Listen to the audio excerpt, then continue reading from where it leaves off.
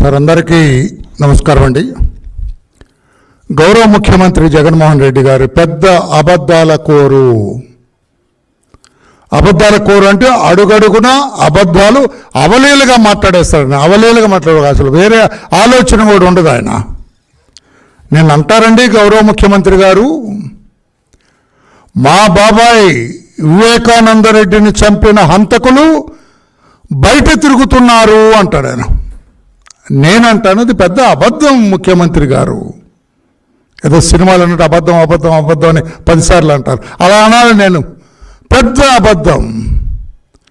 ఎందుకంటే మీ బాబాయిని చంపిన హంతకులు మీ పక్కనే ఉన్నారు. Everybody nose in the state. రాష్ట్రంలో అందరికీ తెలుసు, మీ కుటుంబ సభ్యులకు తెలుసు, ఇంకా గట్టిగా నిలదీస్తే మీకే తెలుసు. హూ కిల్డ్ యువర్ బాబాయ్ మీకు తెలీదా? గుండె మీద చేసుకుని చెప్పండి. మీ పక్కన లేరా మీ బాబాయిని చంపిన వాళ్ళు?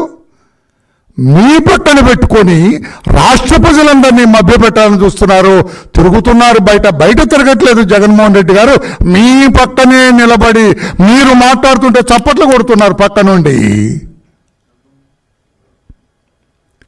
అది పెద్ద అబద్ధం. ఇది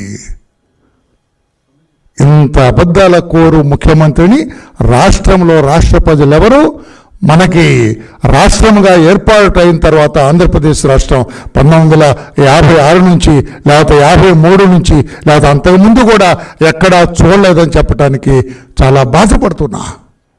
అంటే మీరు అబద్ధం చెప్తే రాష్ట్ర ప్రజలు నమ్మేస్తారండి? మీ బాబాయిని గొడ్డలతో నరికి చంపడం మీకు తెలీదా? దేవుడికే తెలుసు అంటారు. దేవుడు కాదండి, ఈ ముఖ్యమంత్రిగా ఉన్న మీకు తెలుసు. గుండెమై చేసుకోండి. ఎడమ పక్క మీకు గుండె ఉంది. I don't know who killed my బాబాయ్ అని చెప్పే ధైర్యం ఉందా మీకు? దేవుడు కాదండి, దేవుడి కంటే ముందు మీకు తెలుసు. ఎందుకంటే దేవుడికి నరికిన తర్వాత తెలిసి ఉంటుంది. ఓ పాప ఇతను అయిపోయిందా, ఇతను టికెట్ చించేశారా అనుకుంటారు, చీటీ చించేశారా వివేకానంద రెడ్డి, అప్పుడు తెలుస్తుంది దేవుడికి. కానీ ఆ చీటీ చించేయబోయే ముందు, గొడ్డలతో వేటైపోయే ముందు మీకు తెలుసు. తెలీదా? రాష్ట్ర ప్రజలందరికీ తెలుసు, మీకు తెలుసని మీరే అబద్ధాలు ఆడుతున్నారు. మీ పక్కన అవినాష్ రెడ్డి ఉన్నది మీకు తెలీదా?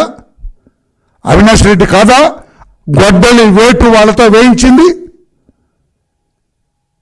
ఆ విషయం మీకు ముందే తెలీదా? మీకు ఇంకా కొంతమంది మీ కుటుంబ సభ్యులకు కూడా తెలుసు. నేను లోతుకు వెళ్ళను నేను. అందుకే కదా మీరు అంత ఆలస్యంగా వచ్చింది.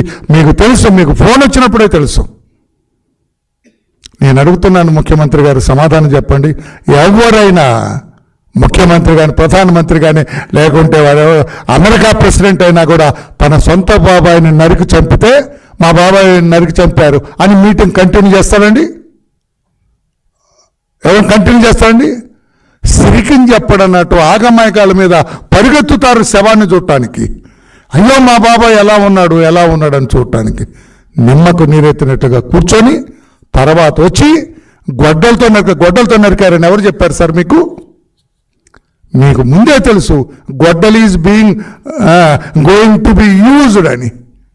గొడ్డలి వెళ్తుంది అక్కడికి. వివేకానంద గారికి గొడ్డలి వెళ్తుంది, అతని తల మీద పడుతుందని సంగతి మీకు ముందే తెలియదా గౌరవ ముఖ్యమంత్రి గారు? ఇంకా రాష్ట్ర ప్రజల్ని మోసం చేయాలని చూస్తారా? చంద్రబాబు గారి మీద బురద చల్లాలని చూశారు. చంద్రబాబు గారిని ఇరికిద్దాము, ఎలక్షన్లో లబ్ధి పొందుదామని చూశారు. గవర్నర్ గారి దగ్గరికి వెళ్ళి చెప్పారు సిబిఐ ఎంక్వైరీ కావాలి. కాదా? ఇదంతా డ్రామా. హైకోర్టులో మీరు పిటిషన్ వేశారు ప్రతిపక్ష నేతగా ఉండి. నిజం కాదా? హైకోర్టులో వేసిన పిటిషన్ ముఖ్యమంత్రి వెనక్కి తీసుకున్నారు. మీరు కాదా? నిజంగా మీకు మీ బాబాయిని చంపిన ముద్దాయిని పట్టుకోవాలన్న ధ్యాస, లక్ష్యం, ధ్యేయం, ఉద్దేశం ఎప్పుడూ లేదు మీకు. చచ్చిపోయాడు మా బాబాయ్, తీసి అవతల పడేయండి అన్నాం అంతే. మా బాబాయిని చంపిన ముద్దాల్ని పట్టుకోవాలి, వాళ్ళకి ఉరి శిక్ష వేయించాలన్న లక్ష్యం మీకు ఎప్పుడైనా ఉందా? గుండెమై చేసుకొని చెప్పండి గౌరవ ముఖ్యమంత్రి గారు. కేసుని మాఫీ చేయాలని చూశారు మీరు. అన్డిటెక్టబుల్గా చేయాలని చూశారు మీరు. దొరకలేదు ముద్దాయిలని చెప్పి, అదే కదా, అందుకే కదా హైకోర్టులో వేసిన పిటిషన్ సిబిఐ ఎంక్వైరీ వద్దని వెనకలాక్కున్నారు మీరు. సిబిఐ ఎంక్వైరీ వేసిన తర్వాత కూడా మీ చెల్లి సునీతమ్మ చనిపోయిన మీ బాబాయ్ కూతురు ఎంతో కష్టపడి సిబిఐ ఎంక్వైరీ వేస్తే మీరు ముఖ్యమంత్రిగా ఉండి సిబిఐ ఎంక్వైరీకి అడుగడుగున ఆటంకాలు సృష్టించింది మీరు కాదా? కళ్ళబొల్లి మొసలు కన్నీరు